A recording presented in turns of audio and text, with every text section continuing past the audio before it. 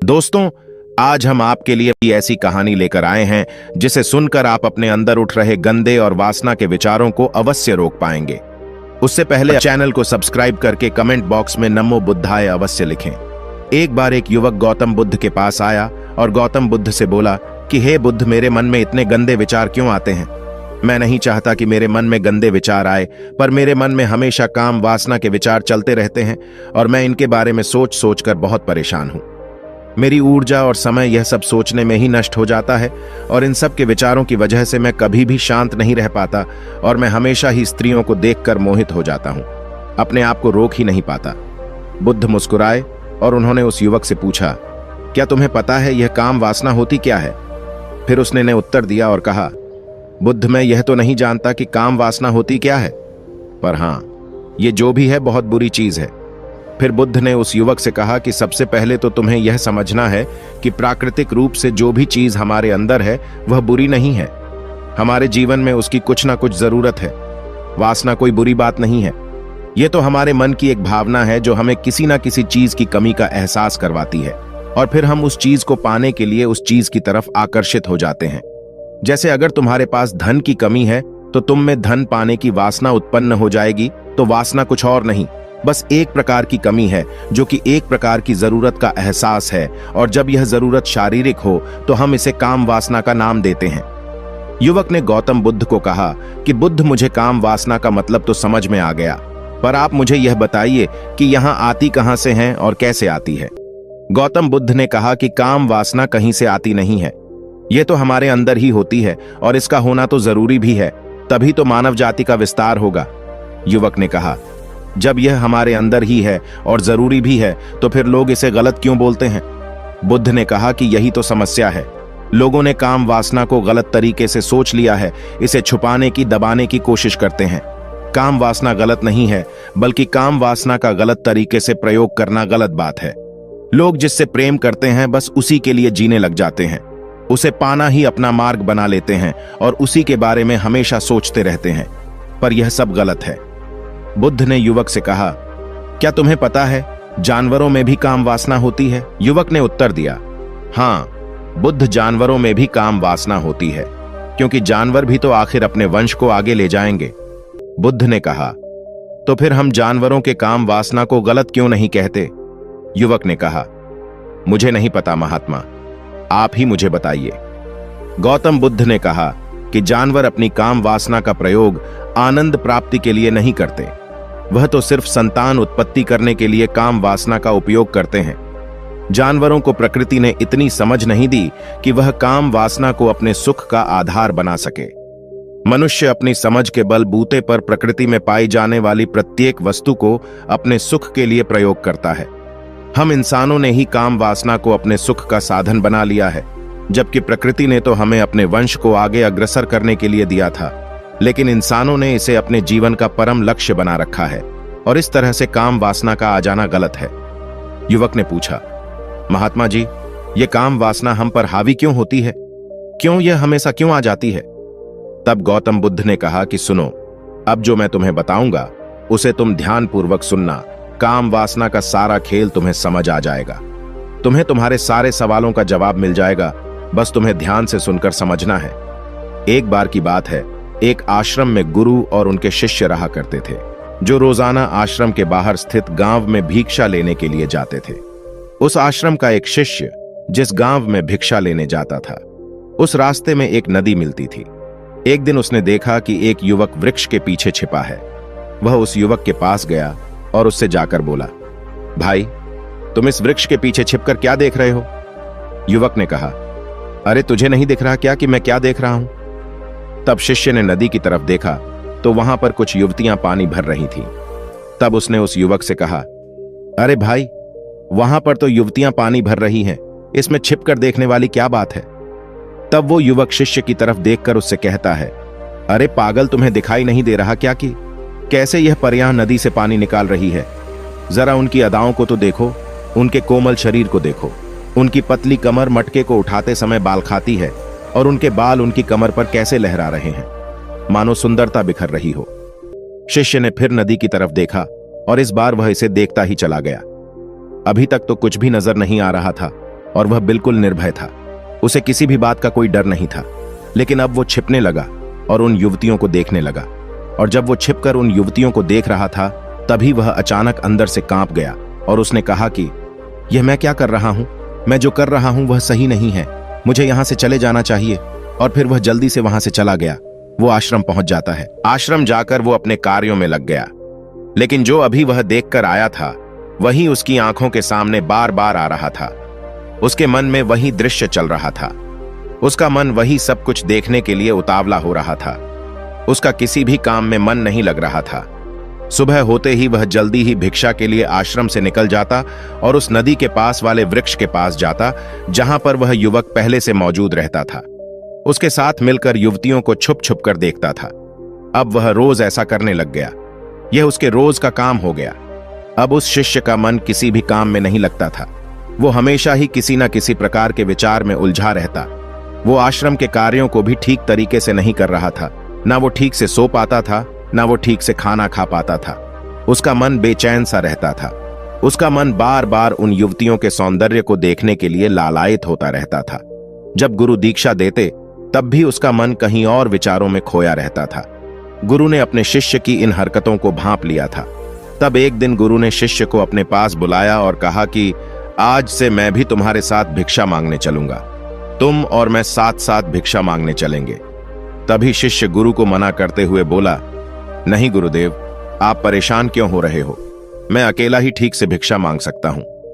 गुरु ने शिष्य से कहा कि ठीक है, तुम अकेले ही भिक्षा मांगने जाओ।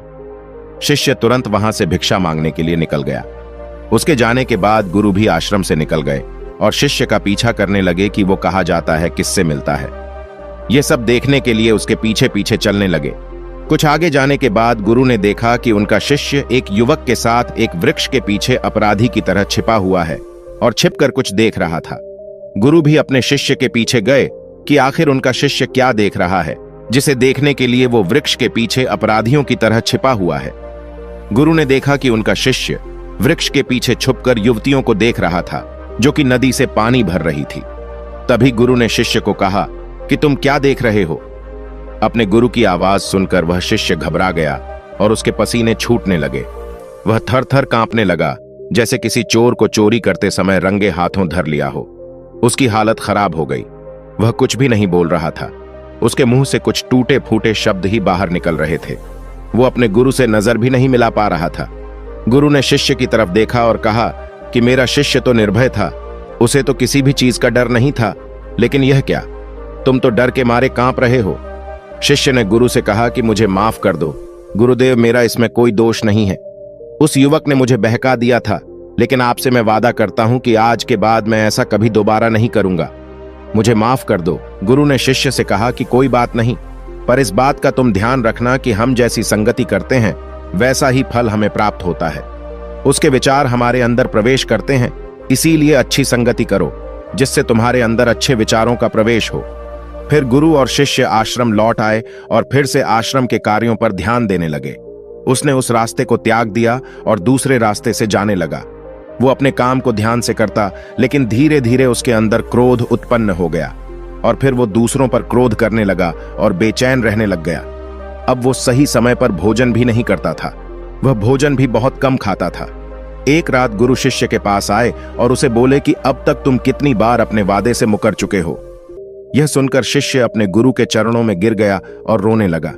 रोते रोते ही उसने गुरु से कहा कि गुरुदेव, मैं कई बार अपना वादा भूला हूं, फिर वादा कर लेता हूं, लेकिन हर बार मैं वादा भुला देता हूं। मेरा मन मेरे नियंत्रण में है ही नहीं। मैं बहुत कोशिश करता हूं कि मैं अपने मन से सारे बुरे विचारों को निकाल डालूं, लेकिन मैं चाहकर भी ऐसा नहीं कर पा रहा हूं। फिर गुरु ने शिष्य को कहा कि चलो मेरे साथ। गुरु शिष्य को आश्रम के बगीचे में लेकर गए और शिष्य से कहा कि देखो, यहां पर कुछ नाली बनी हुई है जिससे नदी का पानी इन पौधों तक आ रहा है और यह पानी एक निरंतर भाव से बह रहा है। क्या तुम इस पानी के बहाव को रोक सकते हो? शिष्य ने कहा कि हां गुरुदेव, मैं इस बहाव को रोक सकता हूं। फिर शिष्य ने मिट्टी उठाकर उस नाली में डाल दी। वो पानी कुछ देर के लिए रुक गया और फिर कुछ समय बाद मिट्टी के ऊपर से पानी बह गया। गुरु ने शिष्य से कहा, अरे यह क्या, यह तो पानी रुका ही नहीं। फिर शिष्य ने कुछ मट्टी पत्थर उठाकर उस नाली में डाल दिए और फिर कुछ समय के लिए पानी रुक गया। लेकिन फिर उस पत्थर के ऊपर से पानी निकल आया। फिर गुरु ने कहा कि यह क्या हुआ? पानी तो फिर से बह गया। तुम तो बोल रहे थे कि तुम इसे रोक दोगे। क्या हम किसी काम को रोकना चाहे तो क्या हम उसे रोक नहीं सकते? तब शिष्य ने कहा, कोई बात नहीं गुरुदेव, मैं इस पानी को तो आपको रोक के दिखाऊंगा। वह फिर से एक भारी सा पत्थर लेकर आया और उसे नाली पर डाल दिया और पानी रुक गया। तब गुरु से कहा कि देखा गुरुदेव, मैंने कहा था ना कि पानी को मैं रोक दूंगा। मैंने पानी को रोक दिखाया। आपकी बात मैंने पूरी कर दी। गुरु मुस्कुराए और बोले, अच्छा जरा ध्यान से देखो पा, ये रुक गया क्या? वो तो पीछे की नाली से बाहर आ गया और अगल बगल से बह रहा है। और ध्यान से देखो, इस पत्थर के आगे भी आ गया और यह पानी अपना रास्ता बदलकर फिर से आगे की तरफ बह जाएगा। और फिर कुछ देर बाद ऐसा ही हुआ। फिर गुरु ने शिष्य को समझाया कि तुम्हारे साथ भी तो ऐसा ही चल रहा है। तुम बार बार प्रयास कर रहे हो, पर हर बार तुम्हारा प्रयास टूट रहा है और यह हमेशा टूटता ही रहेगा। तुम कितना भी मिट्टी पत्थर रख लो, लेकिन पानी तो अपना रास्ता बना ही लेगा। यह सब देखकर शिष्य ने गुरु से कहा कि हे गुरुदेव, क्या कोई तरीका नहीं है जिससे मैं गंदे विचारों से बाहर निकल सकूं और यह मेरे मन में आए ही नहीं? गुरु शिष्य को एक नदी के पास ले गए जहां से उस बगीचे में पानी आ रहा था। गुरु ने शिष्य से कहा, वो पानी इसी नदी से जा रहा है। अगर हम यहीं से उस रास्ते को बंद कर दें जहां से पानी बगीचे में जा रहा है, अब क्या हम पानी को रोक नहीं सकते? शिष्य ने कहा कि हां गुरुदेव, अवश्य ऐसा हो सकता है। मैं इस पानी को यहीं से बंद कर देता हूं। तब आगे की नाली में पानी जाएगा ही नहीं और फिर बगीचे में पानी जाएगा ही नहीं। फिर शिष्य ने नदी से जाने वाले रास्ते को बहुत मेहनत करके पत्थर और मिट्टी डाल डालकर बंद कर दिया और गुरु से कहा कि गुरुदेव, मैंने पानी को बंद कर दिया है। अब यह पानी बगीचे में जाएगा ही नहीं। तब गुरु ने कहा कि अगर पानी बगीचे में नहीं जाएगा तो पौधों को पानी कहां से मिलेगा? उन पौधों को तो पानी की आवश्यकता है और उन पौधों में कुछ पौधे तो ऐसे हैं जिनको रोज पानी की आवश्यकता है। वह तो मुरझाकर मर ही जाएंगे, उनका क्या होगा? पानी तो हमें खोलना ही होगा। शिष्य ने गुरु की बात सुनकर वापस नदी से जाने वाले पानी का रास्ता खोल दिया। तब गुरु ने शिष्य से पूछा कि अगर हम इस नदी के पूरे पानी को बगीचे की तरफ कर दे तो क्या होगा? तब शिष्य ने जवाब दिया कि गुरुदेव, वहां पर जितने भी पौधे हैं वो गलकर नष्ट हो जाएंगे, वहां पर कुछ नहीं बचेगा। फिर गुरु मुस्कुराए और बोले, तुम इस बात को समझो कि हमें किसी भी चीज को रोकना नहीं है, बस हमें हमेशा संतुलन बनाए रखना है। कम पानी से भी पौधे नष्ट होते हैं और ज्यादा पानी से भी पौधे नष्ट होते हैं। हमारा जीवन संतुलन से ही चलता है। गुरु ने शिष्य से कहा कि अगर मैं तुम्हें कहूं कि तुम आम के बारे में मत सोचो तो तुम्हारे मन में सबसे पहले किसका चित्र आएगा? शिष्य ने कहा कि गुरुदेव, मेरे मन में तो पहला चित्र आम का ही आएगा। गुरु ने कहा कि जब हम गंदे विचारों को जबरदस्ती रोकने का प्रयास करते हैं तो वह और मजबूती के साथ हमारे अंदर प्रवेश करते हैं, हमारे अंदर उठते हैं। इसीलिए हमें उन्हें कभी भी दबाने की कोशिश नहीं करनी चाहिए। फिर गुरु ने शिष्य को समझाते हुए कहा कि हमारे गंदे विचार बुरे लोगों की संगति करने की वजह से भी आते हैं। कई बार क्या होता है कि कामुकता हमारे अंदर होती नहीं है, लेकिन कुछ अश्लील लोगों के साथ रहने की वजह से ये हमारे अंदर हावी हो जाती है। फिर शिष्य ने कहा कि गुरुदेव, आप सही कह रहे हैं, मैं अपने मार्ग से भटक गया था। फिर वह शिष्य उस रात बहुत ही चैन की नींद सोया। सुबह अपने कार्यों को पूरे मन से किया और फिर सुबह वो भिक्षा लेने के लिए उसी रास्ते से गया जहां वह युवक आज भी वृक्ष के पीछे छुपकर उन युवतियों को देख रहा था। वह शिष्य नदी पर गया जहां वह युवतियां पानी भर रही थीं। उसने उनसे पानी मांगा। उनमें से एक ने उसे पानी पिलाया और उस सन्यासी शिष्य के चरण छुए। शिष्य ने उसे आशीर्वाद दिया कि तुम्हारा कल्याण हो। उसका मन सकारात्मक ऊर्जा से भर गया। उसके चेहरे पर मुस्कान आ गई थी, जैसे कि उसे कुछ खोया हुआ वापस मिल गया हो। वह वापस अपने रास्ते से जाने लगा। तभी पीछे से वह युवक आ गया जो वृक्ष के पीछे छुपा हुआ था। वह शिष्य के पास आया और बोला कि क्या बात है, आज तो तुमने नजदीक से दर्शन कर लिए, तुम तो मुझसे भी आगे निकले। तब शिष्य ने कहा कि हम हमेशा दूसरे के दर्शन करने में ही व्यस्त रहते हैं, अपने दर्शन कर ही नहीं पाते। तुम कब तक इस वृक्ष के पीछे छुपते रहोगे? किसी को पसंद कर लो, उससे बोल दो। अगर वो भी तुम्हें पसंद करती है तो शादी कर लो, और उससे पहले तुम कुछ बन जाओ। अपने आप को पहचान लो, ऐसे अपना समय बर्बाद मत करो। फिर वह युवक रोज उससे मिलने लगा और उस युवक ने नदी पर जाना त्याग दिया। और फिर वो युवक अपने जीवन में कुछ बनने के लिए संघर्ष करने लगा। तो तुमने देखा संगति का असर क्या होता है। अपनी संगति बदलो, अपने विचार बदलो। बुद्ध ने युवक से पूछा कि क्या तुम्हें तुम्हारे सारे सवालों का जवाब मिल गया? तब युवक ने कहा कि हां महात्मा जी, आपका बहुत बहुत धन्यवाद।